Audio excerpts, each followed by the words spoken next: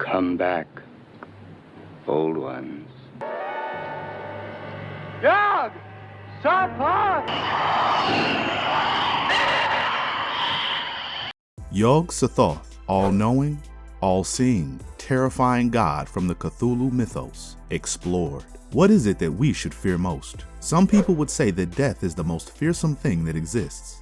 The idea that eventually your life will come to an end can drive you to do things that you wouldn't do otherwise. But we know that death is an inevitability, and most of us try to actively avoid seeking it out. Should we fear something more specific? A lot of us have queer objects of fixation that scare the absolute crap out of us. I personally hate heights and refuse to live above the second floor of any apartment building I'm a tenant of. But for H.P. Lovecraft, none of that is half as terrifying as the idea of existing itself and the meaninglessness of it all. We've spoke about the king of weird horror on this channel before, and with good reason. Lovecraft had one of the most intriguing literary minds in history, even if it was smeared with controversial takes. His work continues to be the subject of literary scrutiny in popular culture nearly a century after he first published his stories in the pulp magazine called Weird Tales. August Derleth's compilation of Lovecraftian lore has been dubbed the Cthulhu Mythos, after the writer's most recognized creation.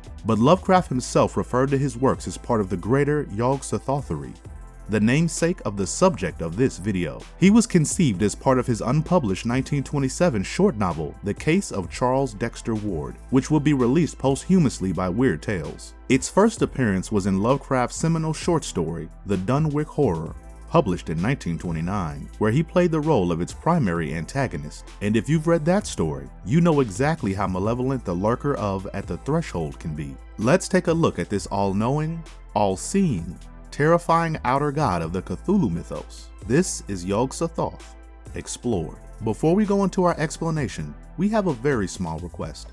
If you like our content, please support us by subscribing to our channel. This is a small click for you, but for us, it means the world. Thank you, and let's begin. Who is Yog Sothoth, the Eater of Souls? Yog Sothoth knows the gate. Yog Sothoth is the gate. Yog Sothoth is the key and guardian of the gate. Past, present, future are all one in Yog Sothoth. He knows where the old ones broke through of old, and where they shall break through again. He knows where they have trod earth's fields, and where they still tread them, and why no one can behold them as they tread. H.P. Lovecraft, The Dunwich Horror, 1929.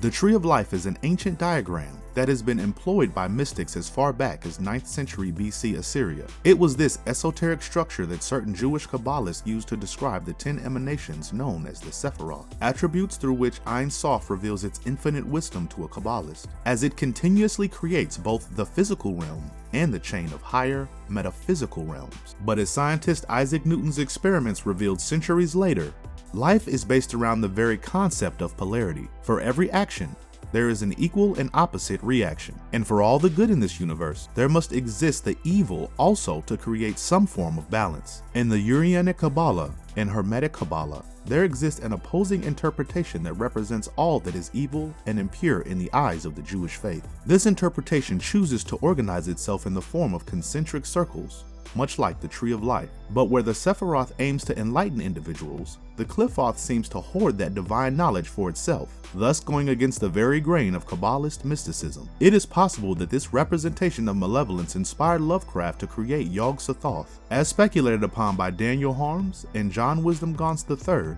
in their book The Necronomicon Files, The Truth Behind the Legend. In reality, we might not ever know what inspired him to create the horrifying entity that is the not-to-be-named one.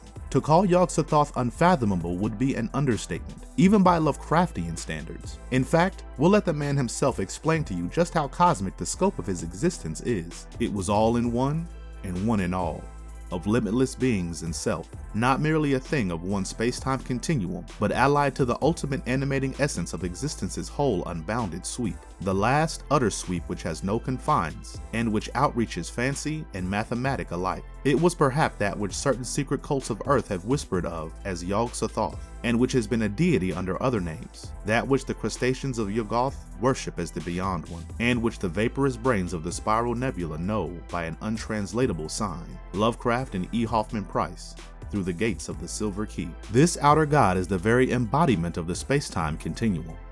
He sees past, present, and future all at once, all in the same fleeting moment it takes for him to suck out every ounce of knowledge from what he has witnessed. His presence touches every sentient being across every timeline in the multiverse at the same time, and yet, so great is the scope of his existence that even the most intellectual of minds would crumble into madness at the sight of him. The best anyone has managed to describe Yog Sothoth's physical appearance is as giant, luminescent cosmic globes, of which there are at least 13. Gomeri, Zagan, Citri, Eligor, Gerson, Vual, Skor, Algor, Safan, Partas, Gamor, Umbra, and Anaboth.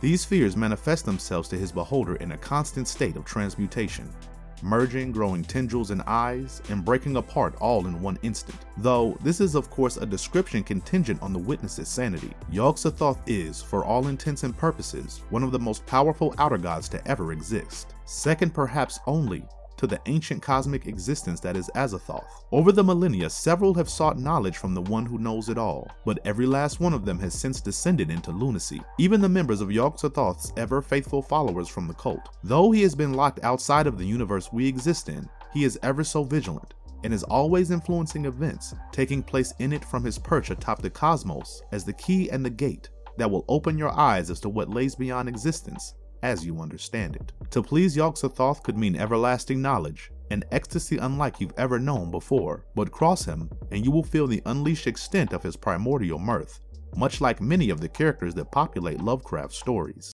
Yog Sothoth! Kejima!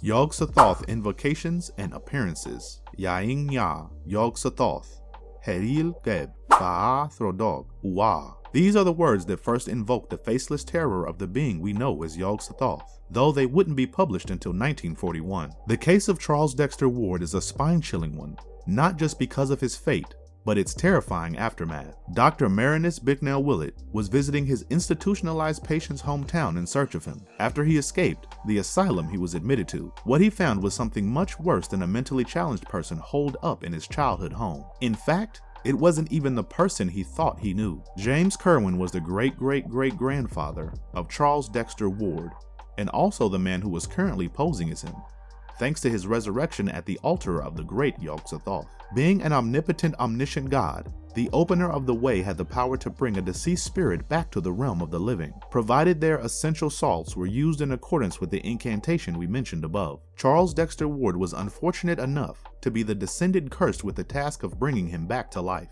He gathered up everything that biologically composed his grandfather's physical form: bones, flesh, teeth, hair, marrow, and of course, blood. After boiling everything and extracting the essential salts from his ancestor's deceased body, Ward performed the incantation that would bring him back to life and lead to his eventual demise. Dr. Willett was able to put an end to Kerwin's Minosian schemes by uttering a slight variation of the resurrection spell, turning his body back into dust. Yog Sothoth would rear his head over the desolate, depraved, dreary old town of Dunwich in the year 1929, in what is his first canonical appearance as his Lovecraft creation. This time he was summoned by Old Whately, a cattle herder and dark sorcerer, who used his knowledge of the Necronomicon to summon the mighty Yog Sothoth. The eldritch horror proceeds to mate with Whately's slatternly albino daughter Lavinia. Their union leads to the birth of twin children. The first one was Wilbur Whately, a boy whose age progressed as rapidly as he embraced death. At 11 months, Wilbur could talk, and he looked like a very hormonal 15-year-old at the age of 4. Wilbur met an untimely death at the hands of a feral guard dog when he was trying to break into the Miskatonic University's library.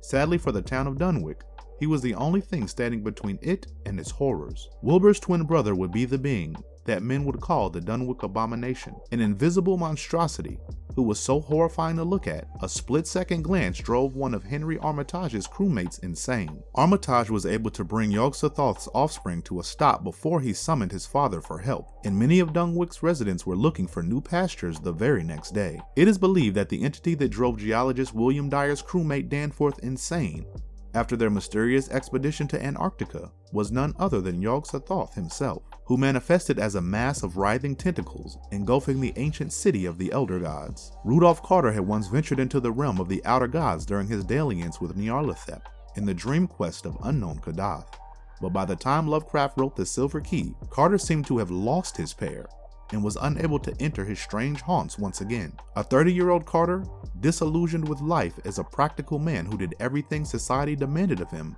wished only to dream again. Then one night, his long-dead grandfather appears to him in his sleep, asking him to retrieve a silver key from the attic that would help him regain his power to dream. Carter finds the key, carved with esoteric symbols from a script he did not know, but felt oddly familiar. Suddenly, he transported back to when he was 10 years old, where his consciousness remains stuck, while his adult self disappears from time. After he dies under odd circumstances, it is revealed that the silver key was nothing but a gateway to a higher dimension. Randolph Carter spent countless hours exploring this new cosmos, and encountered a strange being who he was warned of in the Necronomicon. This being urges Carter to accept its guidance and unravel the deeper secrets of the universe, even though it has been described as a malevolent being by a piece of literature referred to as the Book of the Damned in parlance. And yet, Carter agrees to cross over the ultimate gate and revel in the forbidden knowledge that no other being of his time can possess. It is after crossing over that he encounters Yog Sothoth, who tells him he is one of only 11 mortals who has ever passed his challenge and embraced their true destiny. The All-in-One and One-in-All offers his greatest follower the boon of asking anything of him, and that would turn out to be his mistake. Carter asked to be sent to the distant planet of Yadith, of which he had been dreaming quite frequently. Yog Sothoth agrees to this request, even though the race he wants to visit has long been lost in the sands of time and extinction, and gives him clear instructions. Carter must memorize his rites and symbols perfectly in order to make it out of there alive. Unfortunately, his human arrogance is what leads to Randolph Carter's demise. Trapped in the body of an ancient denizen of Yadith, with nothing but the silver key that he trusted would solve all his problems, Carter realized what he must do. He returned to Earth and posed as an Indian monk in an attempt to change vessels, but his efforts were in vain. The last time Yog Sothoth will be named in a story written by Lovecraft will be in 1936, when Robert Blake realizes that he has unleashed the Haunter in the dark. With his insatiable curiosity, he utters a terrified plea to the only god that he can think of. His last words were a revelation and a desperate call for help. "I see it, coming here. Hellwind, Titan blur, black wings. Yog Sothoth, save me, the three-lobed burning eye."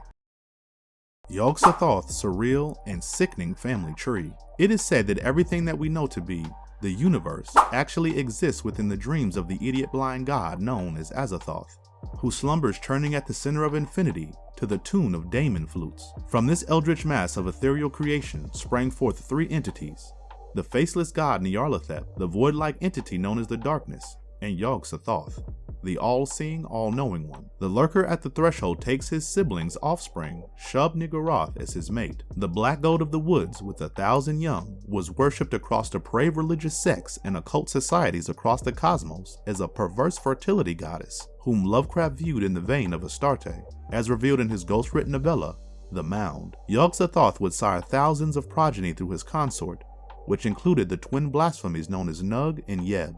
Both of them bear a strong resemblance to their mother, writhing masses of tentacles and mouths perched upon furry goat-like hinds. Nug would go on to give birth to Lovecraft's most recognized creation via parthenogenesis.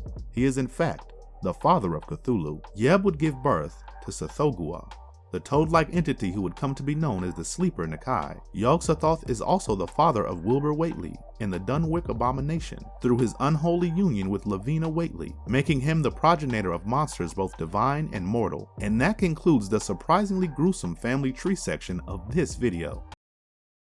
Who's the true supreme being of the Cthulhu mythos? Yog Sothoth or Azathoth? This is a question that has been plaguing Reddit forums for years now. To be completely honest with you, it's hard to quantify anything Lovecraft does. The whole idea of cosmicism is the fear of the unknown, and its unfathomable extent. We don't think Lovecraft would personally create a tier list of which gods are more powerful than the others, taking into account how many lasers each party can shoot and from which body part. His gods aren't benevolent. They're indifferent at best and evil at worst, and all of them are so incomprehensible to the human mind that even a cursory look is enough to drive you absolutely insane. Having said that, he did outline the basic genealogy of his gods in Letter 617, which was published posthumously. Azathoth is called the blind idiot god by Lovecraft for a reason.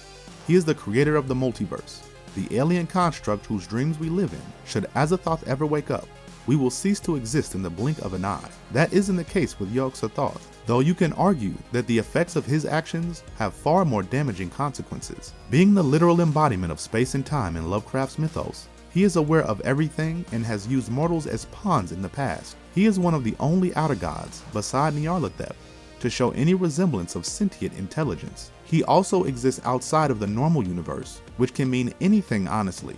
He could be a part of Azathoth's dreamscape still, but something tells us that being the gate and the key between realms gives him easy access to the blind idiot god's court. If Yog Sothoth can figure out a way to influence the dreams that end up shaping our reality, then Yog Sothoth would undeniably be the true supreme being of the Cthulhu the Yog Sothothery. On the other hand, if the music that keeps Azathoth in his reality-creating trance ever changes slightly, and he takes note of it, there is a good chance he might investigate instead of simply following the tune. And wouldn't that be an anticlimactic end to the Cthulhu mythos? While Yog Sothoth is definitely the most menacing outer god that is fully cognizant of his existence, yes, including Nyarlathotep, we must say that when it comes to being Lovecraft's supreme being, the decision is more of a tie. Like everything else that he has created, Lovecraft loved leaving cliffhangers and stories unfinished to really capture the human condition. Where Azathoth is a Freudian manifestation in his literary pantheon, Yog Sothoth is decidedly more Jungian. It would be impossible to tell who will win a war that will probably never take place.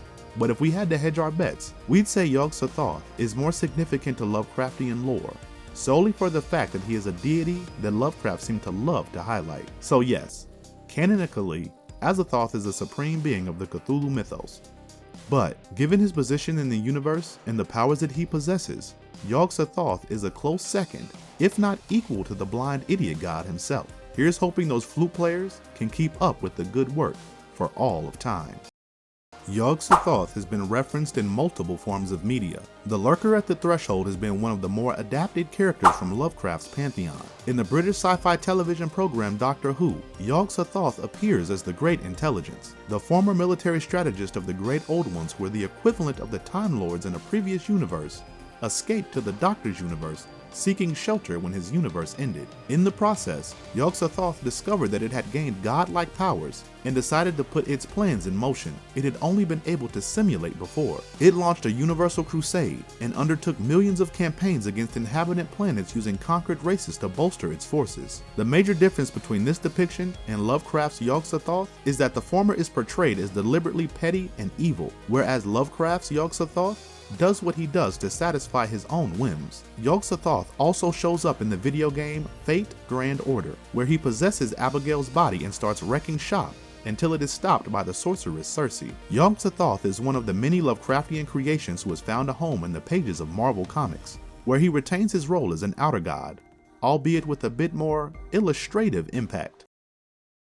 Why Yog Sothoth deserves more credit. Lovecraft is notorious for using phrases and verbiage so ridiculously convoluted that it has become a comedic part of his otherwise controversial legacy. What cannot be disputed is that Yog Sothoth is one of his best, most terrifying creations till date. The very fact that Yog Sothoth is in full control of his faculties and is aware of everything that is happening all the time makes him such an unsettling figure. Though he isn't an inherently evil or benevolent deity, he recognizes willpower when he sees it, and has the power to drive that individual mad within a microsecond anyway. Apart from the dreamer of Arlaya, Yog Sothoth is a character intricately linked to Lovecraft's legacy, and has come to define it for better or worse. Now whatever you do, make sure you don't try any funny business, and get some esoteric ideas of your own after watching this video.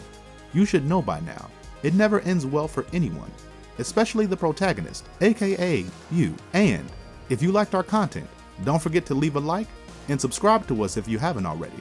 Have a good one and be safe. Thanks everyone.